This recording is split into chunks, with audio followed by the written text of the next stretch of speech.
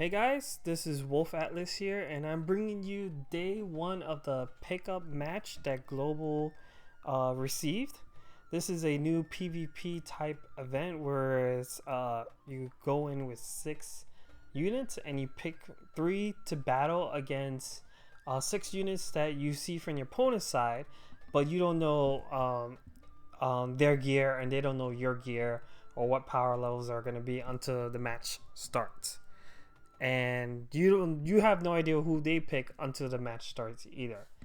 And for the first day, my first day impression was I had a lot of fun.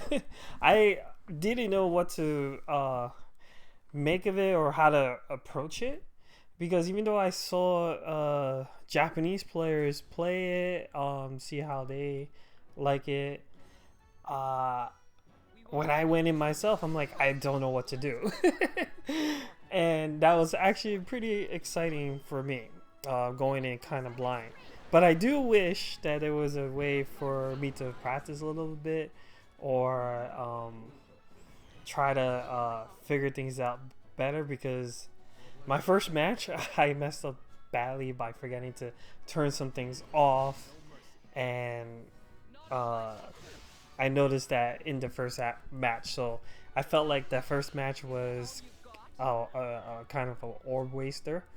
And if since there's no way to really practice this, this I don't want to say this whole week, but these next few days are gonna be quote unquote practices until I get the hang of this.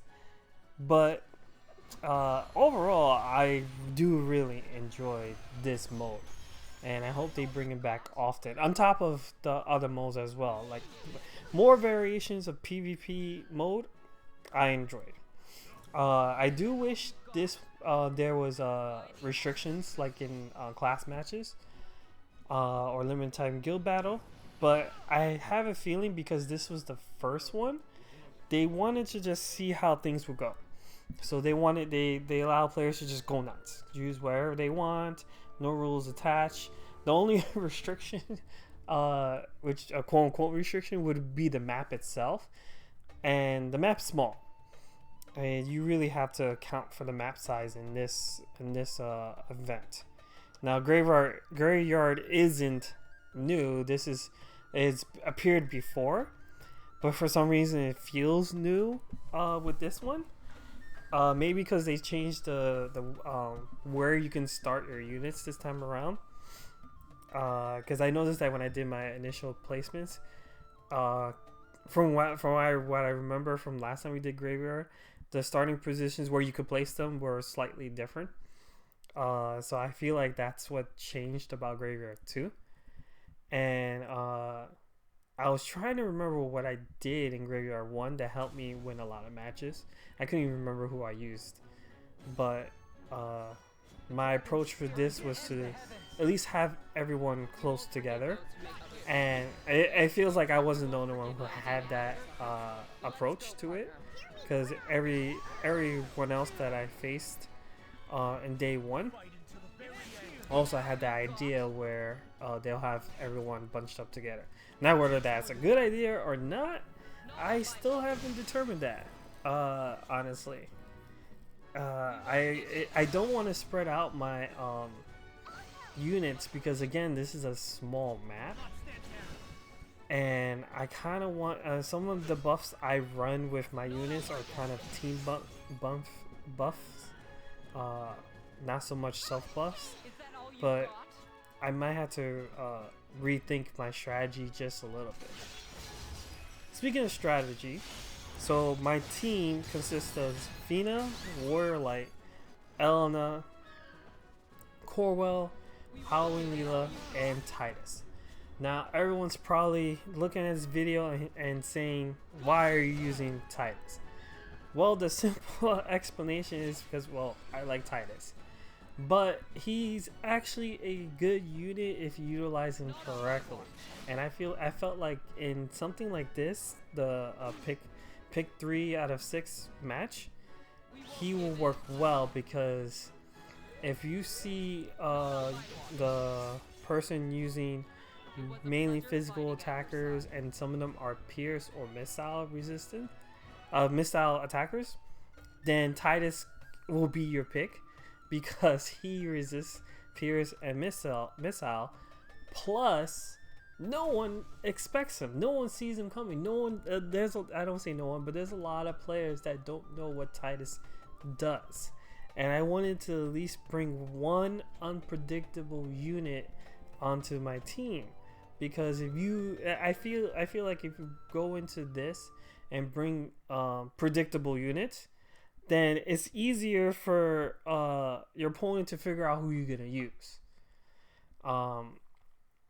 And it's still a guessing game on who's gonna get picked, for sure. And I think that's where some of the fun lies, where you have to guess who they're gonna pick and go from there. But if you have at least one unknown, then your chances of them picking incorrectly increases a bit, if that makes sense. But even though my plan was to use him for whenever I see a Pierce attacker, I noticed that I didn't use him in the first 4 orbs. So I made sure that the last orb, the last match you'll see here, that I did pick him. Corwell was my answer to evasion units, because Corwell is a highly accurate unit himself. Plus, he's able to give other units accuracy up on the team. So he pairs well with any win unit, obviously. But I could pair him up with any other of the units that I picked, because he's that splashable. He doesn't have to be in a win team to work, because he's less of a damage dealer and more of a supporter, but he can do damage. And when I paired him up with Halloween Leela, because Halloween Leela has this girl's Trustmaster. Her name escapes my head at the moment, but the Trustmaster that gives luck up to the party, and luck up can work for both Elena for higher evasion, but it also helps with accuracy as well. So it can help herself to hit better, and can help Coral hit multiple targets with his moves. Not that he really needs it, but it helps. It's like a two-way thing. So Leela is there to work with Corwell and Elena. I think the least accurate unit on my team is Fina. So I do have to try to avoid not using Fina if there's so many evasion units on the enemy side, because she's just not gonna hit anyone. She sucks at trying to hit. Then I have Warrior Light, because I did start off when I was picking my units. I decided, let me have a light team going, and my best light team is Fina, Warrior Light, Element. So I went with that, but I didn't want to restrict myself to Element. So I decided to also try to work around those set of units. And I started thinking, well, Fina's a healer, but her move also lowers accuracy. So who could benefit from that? Oh, Halloween Leela can benefit from that. And then I started working from there. So I try to like have units work off each other, not just based off of the elements, but based off what else can be done in the battle to help gain an advantage.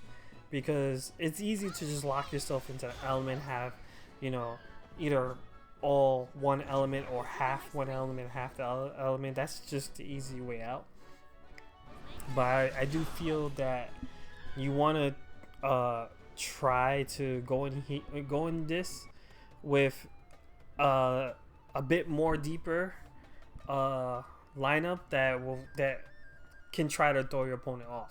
So yeah, it shows that I have like a light team going, but I don't necessarily have to use that light team. I could go Warrior Light, Lilita, Coral, for example, and then that's 2 wind units and a light tank, or Coral, Lilila, and Titus, as I do here, a dark tank and 2 wind units, something like that.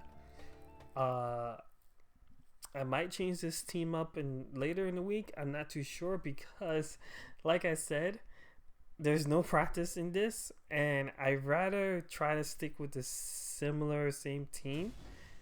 That way, I can increase my odds of winning as the week progresses, because it will give me a good idea of what to do, what moves to turn off and on. Like I said, my first orb felt wasted.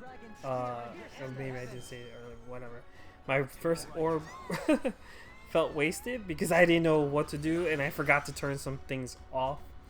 And I felt in between matches I was switching some gear around, making sure things were off here and there. And even then I still didn't know. I still don't know if what's gonna work, what's not.